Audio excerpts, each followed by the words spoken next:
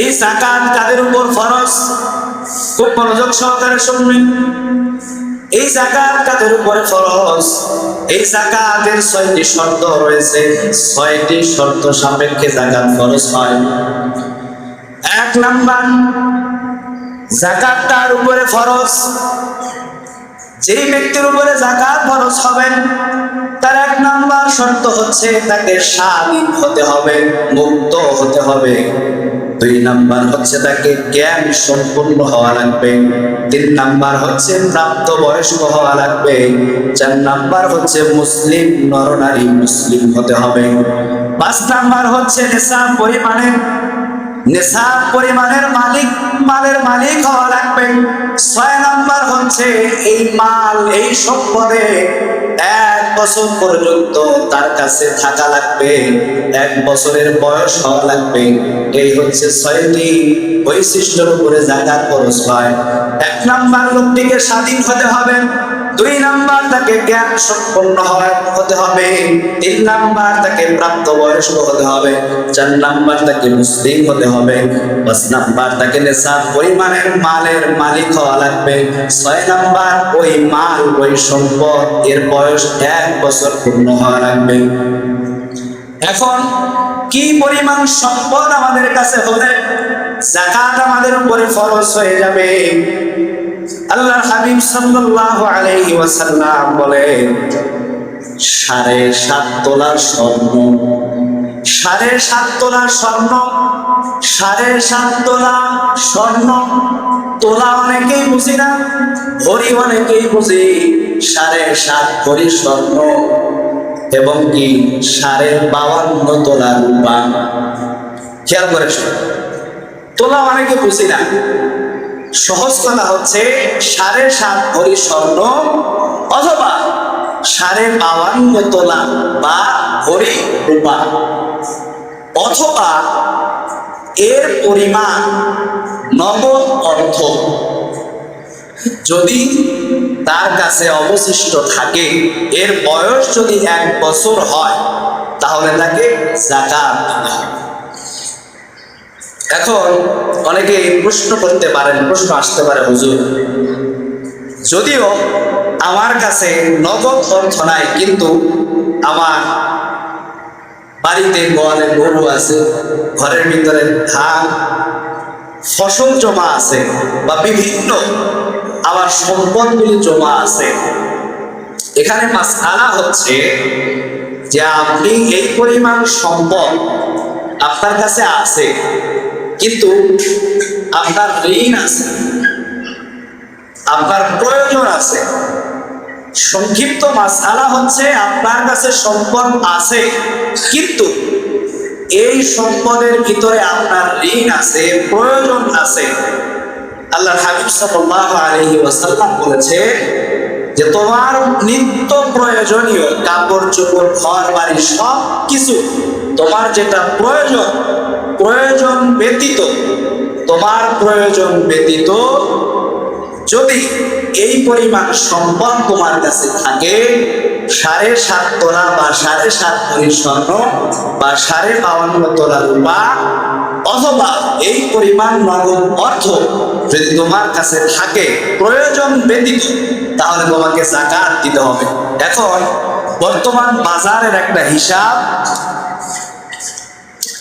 বর্তমান 2026 সালে ফেব্রুয়ারি মাসের জরিপ হিসাবে সর্বোচ্চ ক্যারেটের যে স্বর্ণের মূল্য, সেটি 1 ভরির দাম হচ্ছে 2,61,040 টাকা। ফেব্রুয়ারি মাসের এই 2026 সালে ফেব্রুয়ারি মাসের স্বর্ণের সর্বোচ্চ মূল্য, অর্থাৎ স্বর্ণের ভিতরে স্তর ভাগ রয়েছে।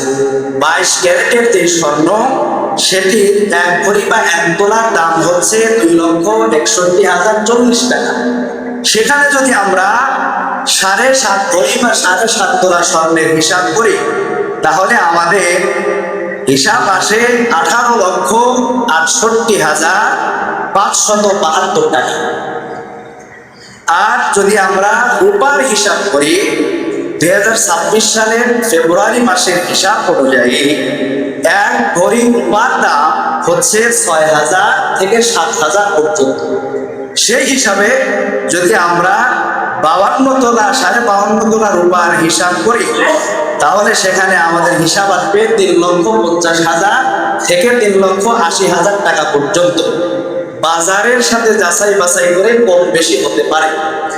তো সেই হিসাবে বা স্বর্ণ যদি, আবার এখানে আরেকটা মাসালা হচ্ছে, আমার কাছে কিছু স্বর্ণ আছে, কিছু রূপা আছে, আবার কিছু অর্থ আছে, সব মিলিয়ে যদি স্বর্ণের সমপরিমাণ হয় তাও আপনাকে জাকাত দিতে হবে, রূপার সমপরিমাণ হলে তাও জাকাত দিতে হবে, আবার এর সমপরিমাণ যদি টাকা আপনার কাছে থাকে তাহলে জাকাত দিতে হবে। এখন জাকাতের পার্সেন্ট কত? জাকাতের পার্সেন্ট হচ্ছে শতকরা 2.5%, অর্থাৎ 100 টাকার 2.5 টাকা, 100 টাকার 2.5 টাকা, শতকরা 2.5% জাকাত দিতে হবে। এখন সময় খুবই কম।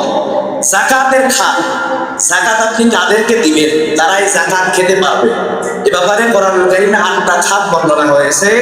সূরা তাওবা 60 নম্বর আয়াত আল্লাহ পাক বলেন, ইন্নামাস সাদাকাতু লিল ফুকারাই ওয়াল মাসাকিনি ওয়াল আমিলিনা আলাইহা ওয়াল মুআল্লাফাতি কুলুবুহুম ওয়া ফির রিকাব ওয়াল غارمين عليها والغارمين وفي سبيل الله وابن السبيل فريضة من الله والله عليم حكيم।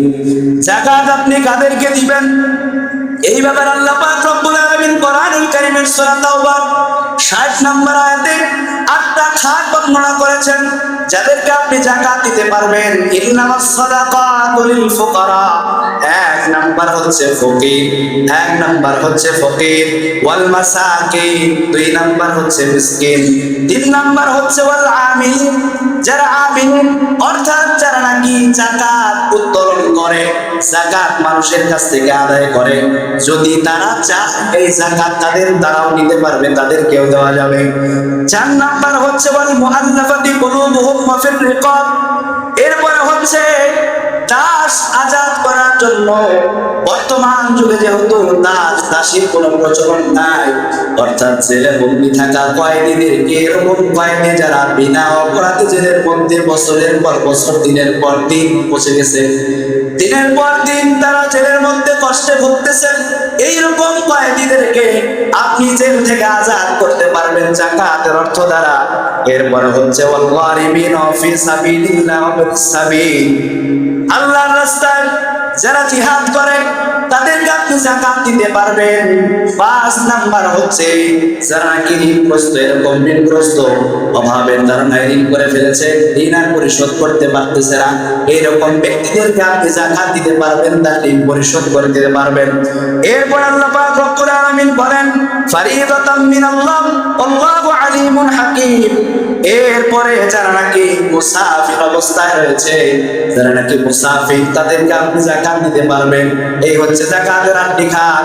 1 নাম্বার হচ্ছে ফকির, 2 নাম্বার হচ্ছে মিসকিন, 3 নাম্বার হচ্ছে আমিলিন, 4 নাম্বার হচ্ছে যারা নাকি জাকাত উত্তোলন করে তারা, 5 নাম্বার হচ্ছে যারা নাকি জ্ঞানের জন্য দিনরাত অন্বেষণ করতেছে, কিন্তু তাদের জ্ঞান অর্জনের যে বস্তুগুলো দরকার, যে পাথরগুলো দরকার, কিন্তু তারা সেগুলো টাকার অভাবে ক্রয় করতে পারতেছে না, জ্ঞান অন্বেষণে তাদের সমস্যা হচ্ছে, এরকম ব্যক্তিদেরকে আপনি জাকাত দিতে পারবেন। 6 নাম্বার হচ্ছে যারা নাকি আল্লাহর রাস্তায় জিহাদ করে, 7 নাম্বার হচ্ছে যারা নাকি ঋণ ব্যক্তি, 8 নাম্বার হচ্ছে মুসাফির ব্যক্তি। এই 8 ব্যক্তিকে আপনি জাকাত দিতে পারবেন। এবার আসেন সর্বশেষ আল্লাহ পাক রব্বুল আলামিনের হাবিব যে হাদিস আমি আপনাদের সামনে তেলাওয়াত করেছি, জাকাত যদি আপনি না দেন তাহলে কি হবে? আল্লাহর হাবিব সাল্লাল্লাহু আলাইহি আলাইহি ওয়াসাল্লাম হাদিসের মধ্যে ফরমান, বুখারী শরীফের হাদিস, মান আল্লাহু মালান ফালাম ইউআদ্দি যাকাতাহু বুশরা লাহু ইয়াওমাল কিয়ামাতি শুজাআন আকরা লাহু সাবিবাতানি ইতাওয়াকুহু ইয়াওমাল কিয়ামাতি সুম্মা ইয়াখুযু বিলিহসি মাইতিহি সুম্মা ইয়াকুলু আনা মালু আনা কানজু। আল্লাহর হাবিব সাল্লাল্লাহু আলাইহি ওয়াসাল্লাম বলেন, কারো কাছে যাকাত খরচ হয়েছে, যাকাত খরচ অবস্থায় এই ব্যক্তি যাকাত আদায় করে না, আল্লাহ পাক রব্বুল আলামিন কিয়ামতের দিন তার গলায় তার এই সম্পদগুলি সুজাআন একটি সাপ আকারে, সুজাআন একটি সাপ আকারে তার গলার মধ্যে ঝুলিয়ে দেওয়া হবে। এই সাপ তার গলা থেকে ঝুলতে ঝুলতে পা পর্যন্ত আসবে, আবার পা থেকে টাইট দিতে দিতে গলা পর্যন্ত যাবে। এইভাবে আস্তে একবার নামবে, একবার উঠবে, একবার নামবে, একবার উঠবে, প্রতিবার আনা মালু ওয়া আনা কানজু, এই সাপ তাকে ধর্ষণ করবে আর বলবে আনা মালু ওয়া আনা কানজু। দুনিয়াতে তুই যেই মালের উপরে যাকাত খরচ হয়েছিল, তুই তোর যাকাত দিলে পরে তোর সম্পদ কমে যাবে, এই ভয়ে তুই যাকাত আদায় করস নাই। আজকে আমি তোর মাল, আমি তোর সম্পদ, আজকে তুই আমারে খা, আমি তোর মাল, আমি তোর সম্পদ। এজন্য সম্মানিত হাজিরিন, সর্বশেষ মেসেজ হচ্ছে, সর্বশেষ বার্তা হচ্ছে, যারা নাকি যাদের কাছে এই পরিমাণ সম্পদ জমা রয়েছে, নিজেদের প্রয়োজন ব্যতীত এই পরিমাণ সম্পদ যাদের রয়েছে, রমাদান মাস বরকতের মাস, এই মাসেই যেন আমরা আমাদের থেকে যাকাতগুলি আদায় করে দিয়ে আমাদের সম্পদগুলিকে পবিত্র করে নেই।